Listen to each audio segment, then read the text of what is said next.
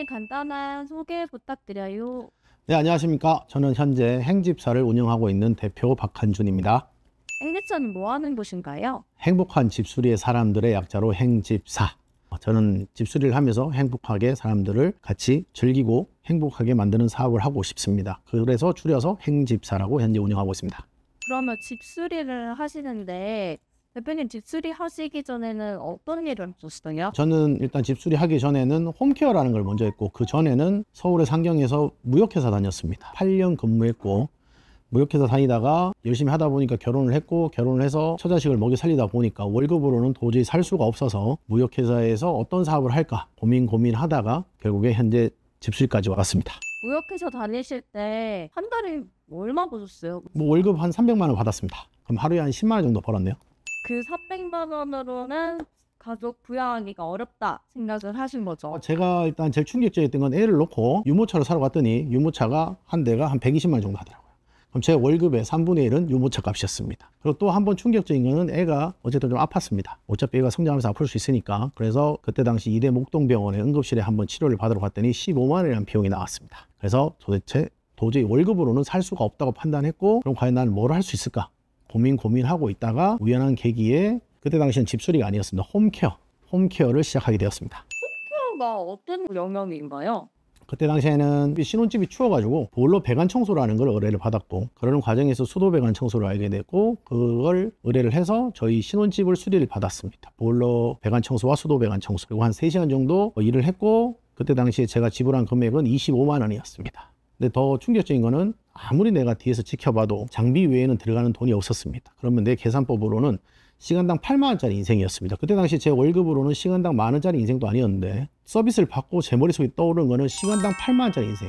그래서 거기에 꽂혀가지고 그분한테 엄청나게 물어보고, 그분이 제 스승입니다. 그분한테 뭐 이런저런 고민을 하다가 의뢰를 했고, 그분한테 기술을 배우기 시작했습니다. 이제 집수리 하기 전에 많은 분들의 고민일 수도 있는데, 내가 이렇게 직장을 다니고 있으면서 집수리를 하려면 일을 그만둬야 되는 경우도 있잖아요. 저도 그래서 똑같습니다. 저도 월급 300만 원이 없으면 안 됐기 때문에 저는 그때 당시에 투잡을 했습니다. 매주 토요일마다 따라다녔습니다. 그래서 아침에 같이 동행을 해서 출발을 하면 하루에 한 3집 정도를 현장을 돌고 들어와서 그 자료를 가지고 인터넷 마케팅을 하게 됐고, 그 마케팅을 저는 월요일부터 금요일까지 하게 됐죠. 어차피 월요일부터 금요일은 회사에서 투잡을 하는 과정이었기 때문에 현장을 갈 수가 없었습니다. 그 덕분에 저는 투잡으로 인해서 오히려 마케팅을 더 열심히 할 수 있는 계기가 됐습니다. 그리고 7번 따라갔어요. 제 기억으로는 2개월이죠. 7번이니까 매주 토요일마다. 그리고 나서 회사에 사표를 썼습니다. 그리고 지금까지 열심히 성장하고 또 성장을 하고 있습니다. 그러면 집수리로 이제 일을 시작하신 지 몇 년 됐죠? 10년 됐습니다. 저는 2014년 5월 7일부터 그분한테 배웠고, 제가 회사를 그만둔 건 2014년 10월 16일 전후에 회사를 퇴사해서 본격적으로 시작을 했고, 그때 제가 제일 처음 했던 거는 세탁기 청소, 에어컨 청소입니다. 왜냐면 그때는 집수리라는 걸 몰랐습니다. 제가 아는 거는 그냥 열심히 일해서 노동으로 해서 땀을 흘리고 제대로 돈을 받자는 게 그때 당시에 제 수익원이었습니다. 그래도 그게 월급보다는 더 큰 돈이었습니다. 그때 얼마 버셨어요? 처음에는 저는 어차피 경험이 없었기 때문에 저는 하루에 단돈 10,000원이라도 벌자고 생각했고, 현장을 많이 보자는 생각으로 매일같이 현장으로 나갔던 것 같습니다. 좀 재수가 좀 좋아가지고 블로그라는 마케팅이 잘 터짐으로 인해서 저한테는 문의가 많이 왔고, 근데 중요한 건 내가 경험이 없었습니다. 제가 어차피 처음부터 세탁기를 닦고 에어컨을 닦았던 게 아니기 때문에. 근데 처음에 제 기억으로는 드럼 세탁기 청소를 제가 8시간 했던 것 같습니다. 근데 시간이 지나고 보니까 이 8시간에 걸려서 받던 비용이 나중에는 3시간밖에 안 걸렸습니다. 그리고 나서 수익은 2배로 늘었고, 원래 제 처음의 목표는 월급만큼만 벌자, 하루에 10만 원, 그럼 한 달이면 300만 원을 벌 수 있겠다. 근데 한 달 정도 딱 지났더니 2배 이상을 벌고 있었습니다. 2배 이상 벌기까지 얼마나 걸리셨어요? 저는 한 달 정도밖에 안 걸렸습니다. 그렇게 될 수 있었던 이유가 뭐였던 것 같아요? 제일 중요한 건 마케팅입니다. 저는 어쨌든 제 전공은 원래 컴퓨터입니다. 그리고 열심히 그냥 진실되게 인터넷에 하루하루 열심히 글을 올렸던 것 같습니다. 지금도 생각을 하지만 결국에는 돈보다는 고객 감동이 더 중요하다고 생각합니다. 나를 믿고 맡겨주신 분한테 최선을 다해서 최고의 서비스를 노력하려고 했고, 그랬더니 그 한 집에서 계속적인 줄줄이 사탕처럼 오다가 계속 엮여져서 나왔습니다. 그리고 나서 내가 하지 않았던 영역으로 확장을 하게 된 겁니다. 그랬더니 하루에 한 집에 들어가서 한 건만 하는 게 아니라 하루에 한 집에서 들어가서 한 건, 2건, 3건을 하다 보니까 결국엔 기술이 늘어나고 시간이 줄어들면서 수익은 극대화되었습니다. 이렇게 작업을 혼자 다니셨어요, 그때? 그때는 혼자였습니다. 혼자 작업하시면서 벌었던 월 최대 수익은 혹시 어떻게 되시나요?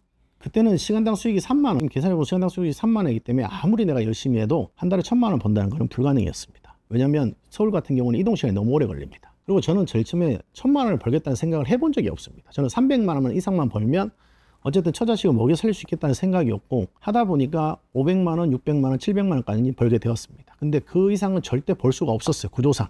결국엔 그걸 깨닫는 동안 전 3년이라는 시간이 걸렸습니다. 결국에 그때 깨달은 건 딱 하나였습니다. 시간당 수익이 높은 걸 찾아야 된다. 그리고 결국엔 그걸 찾기 위해서는 기존에 내가 갖고 있는 걸 버려야 된다. 버리는 방법을 알게 된 겁니다. 버려야지만 새로운 걸 받아들일 수 있습니다.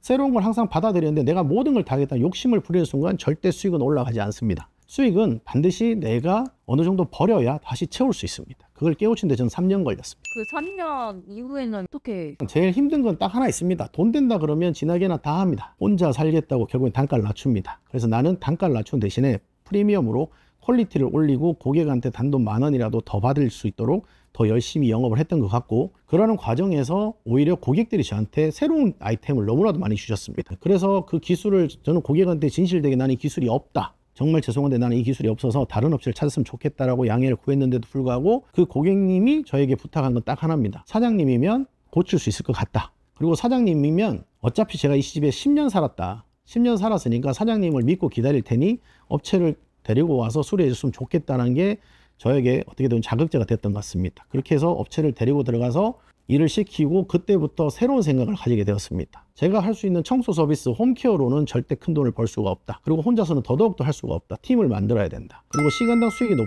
고수익 아이템을 찾아야 된다. 그래서 홈케어라는 아이템에서 집수리라는 그 틈새 아이템으로 갈아타게 된 겁니다. 틈새 아이템 핫했던 거 몇 개 알려줄 수 있어요? 지금 현재 10년차 지금 현재 제일 핫했던 아이템은 딱 하나입니다. 액자 설치 같은 경우에 제일 핫합니다. 사람들이 액자 설치 하나 하면 얼마 받냐 이렇게 얘기하는데, 제가 지금까지 액자 설치하면서 제일 많이 받았던 금액은 95만 원 받은 것 같습니다. 근데 사람들이 누가 액자 설치를 95만 원에 하냐 하지만, 반대로 한번 질문을 해보겠습니다. 그 액자 가격이 한 개가 10억이면 어떻게 될 것 같습니까? 현재 제가 10년 동안 있으면서 액자 10억짜리 그림을 2점 설치한 적이 있습니다. 그분 역시도 액자를 지금까지 만져본 적이 없다고 합니다. 왜냐하면 자기는 보통 이사를 가거나 이동을 할 때 항상 업체를 불러서 했는데 그날 상황에 따라서 급하게 움직이는 상황이었고, 그래서 결국엔 그 그림의 주인하고 저랑 같이 그 액자를 2점을 옮긴 적이 있습니다. 그러니까 이 좀 연장된 질문 같은데, 집수리하면서 그럼 가장 기억에 남는 현장이 있으신가요? 가장 기억에 남는 현장보다는 집수리하면서 제일 많이 갔던 집이 있습니다. 한 16번 간 것 같습니다. 제가 2번 이상, 3번 이상 가는 걸 제일 싫어합니다. AS 누구나 터질 수 있습니다. 저도 사람인지라 AS 많이 터졌습니다. 근데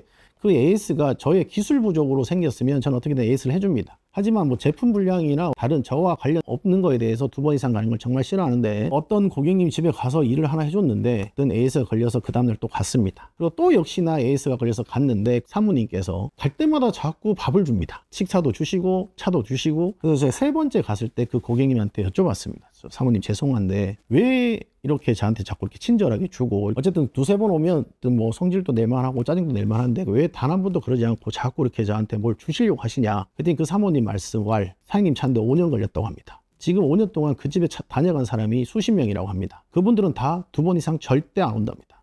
심지어 2번 이후부터는 전화도 안 받는답니다. 본인들도 현재 그 모든 제품은 단종된 걸 알고 계셨습니다. 그리고 5년 정도 지나다 보니까 정말 많은 일들로 스트레스를 받고 있었습니다. 근데 사장님은 단 한 번도 짜증도 안 내고 어쨌든 요청해서 온 상태였고, 그래서 제가 3번째 만났을 때 그러면 이 집에 있는 걸 다 바꾸자. 그래서 싹 다 뜯어 바꿨습니다. 근데 문제는 그때 또 발생을 했습니다. 그래서 저도 갖고 있는 팀이 있어서 팀과 함께 들어가서 싹 다 뜯어 바꿨습니다. 그리고 마무리하고 작동을 하는데 역시나 오류가 났습니다. 그 오류를 결국엔 우리도 못 풀었습니다. 그래서 그때부터 그 오류 푼다고 또 몇 번을 더 가게 됩니다. 결국에는 오류를 찾았습니다. 문제점은 건물을 지을 때 건물 속에 들어가는 배관이 한 가닥이 잘못 들어가 있었던 상태입니다. 어쨌든 그걸 찾게 됨으로 인해서 저는 수익보다는 오히려 마이너스가 났습니다. 수익은 마이너스가 났는데 경험이 쌓였고, 그로 인해서 어떤 한 사람을 더 알게 된 겁니다. 저보다 기술이 더 좋은 그 사람을 얻고 그 사람한테 더 많은 걸 배우게 됐고, 그래서 사람들이 제가 지금 제일 안타까운 건 다 돈 벌려고 합니다. 저 역시도 돈 벌려고 합니다. 근데 돈 버는 것보다 더 중요한 건 경험이고, 경험보다 더 중요한 건 사람입니다. 사람이 있으면 돈은 그 다음부터 벌 수 있습니다.